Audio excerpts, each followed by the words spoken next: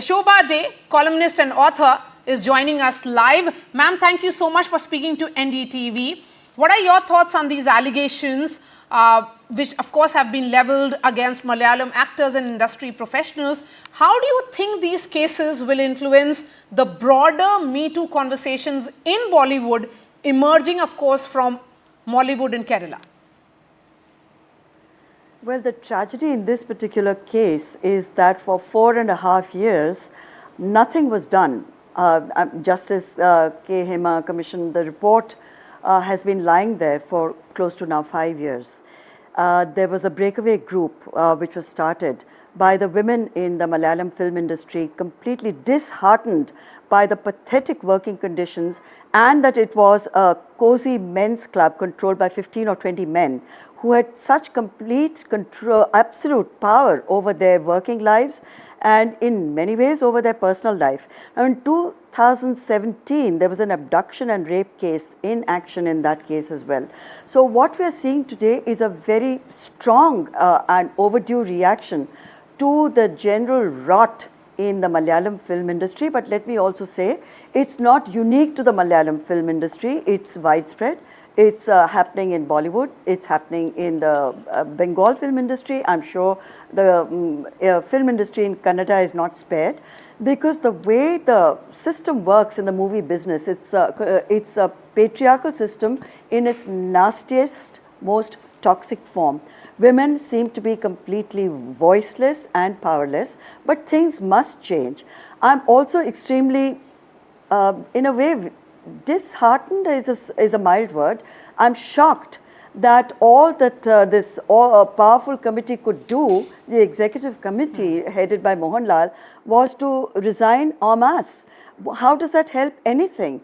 I mean, good leadership is about saying we are going to stay right where we are and we are going to make sure some action is taken against the perpetrators of the violence against the women, the sexual favors being exchanged, even something as basic as toilets being denied to the women in the industry. This is not just inhuman, it's callous, it's cold-blooded, and it's well calculated. It's not as if people were not aware of these pathetic conditions. No one spoke up, and worse, no one did anything about it. And I'm equally shocked and very, very disappointed.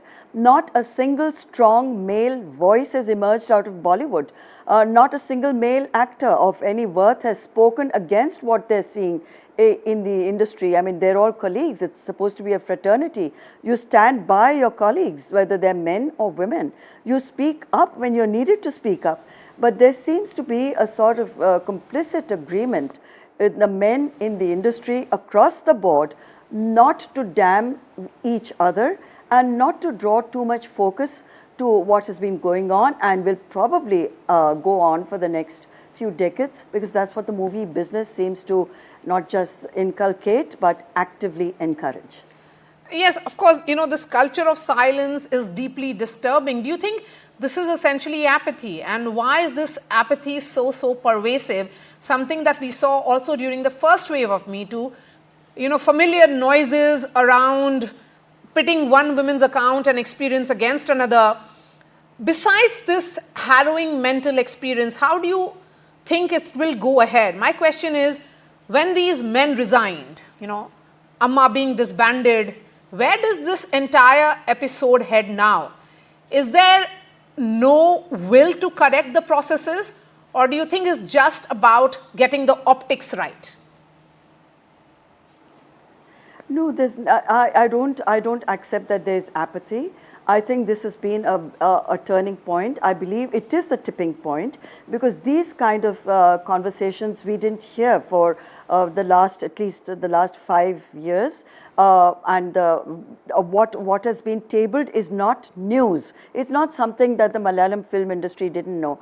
Also, it's not uniquely Malayali. It's not as if it's like the the Malayali biryani, which is unique. It's not like Apan and Ishtu, which is restricted to the cuisine of a certain state. This is the kind of rot that's seen across the board. Bollywood has not spared its women, and yet how many women do you hear speaking up?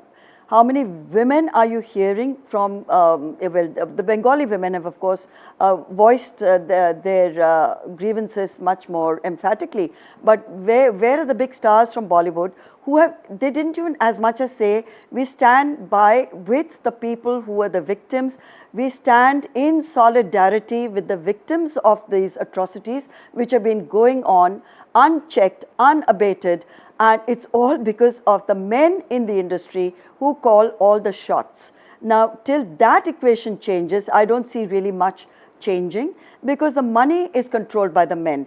They decide who's in, who's out, who gets a job, who gets a role, which technician is cooperative, which woman is willing to go to bed with a director, producer, a camera person.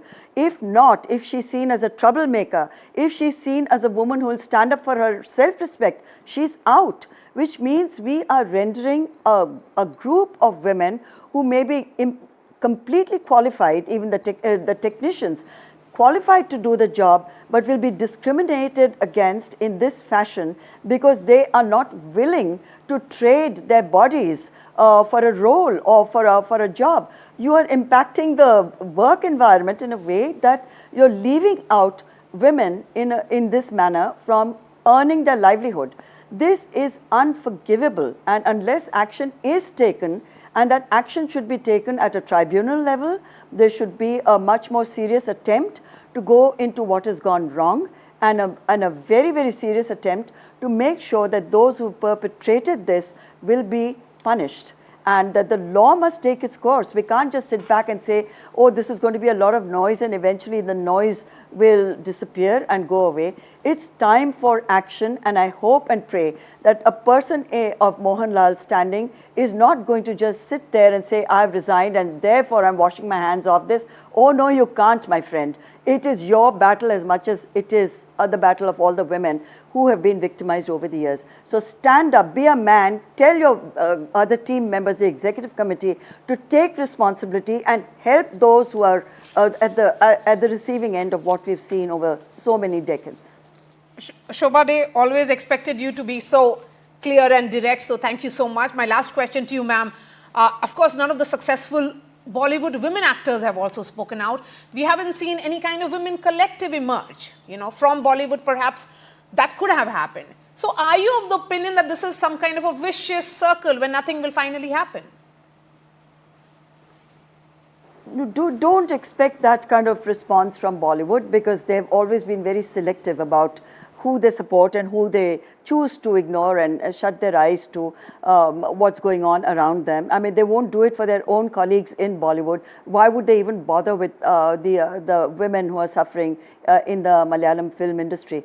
I really have no expectations from Bollywood. It's just very pathetic to see this level of not just indifference, I would say, because it doesn't impact them directly in any way. But actually, when you keep quiet, when other women, colleagues of yours, people from your own fraternity are being discriminated against, are being victimized, someday this same problem is going to come back and bite you. But maybe they think they are protected in some way, or perhaps they think it's all okay, it's part of the system, and if you don't like the heat in the kitchen, or you don't like the heat in the film industry, in Bollywood or in Mollywood, stay out. But that's not the answer. Some sort of very strong action has to be taken, and it has to be demonstrated that people will not get away with this, because it is a criminal act, and that they should pay for it. Shobhaa De, author, columnist, pleasure having you on my show, ma'am. Thank you so much.